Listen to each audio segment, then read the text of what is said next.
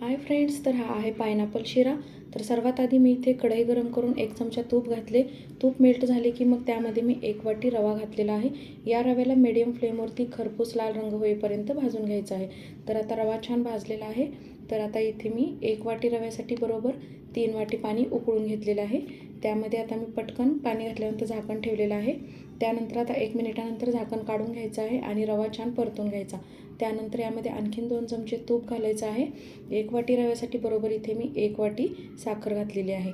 साखर मेल्ट झाली की मग यामध्ये पिवळ्या कलरचा फूड कलर मी इथे घातलेला आहे। त्यानंतर मी इथे पायनॅपल इसेन्स घेतलेला आहे।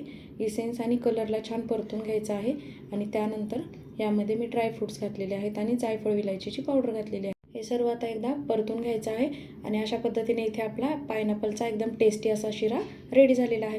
व्हिडिओ आवडल्यानंतर व्हिडिओला लाईक आणि चॅनलला सबस्क्राईब करायला विसरू नका।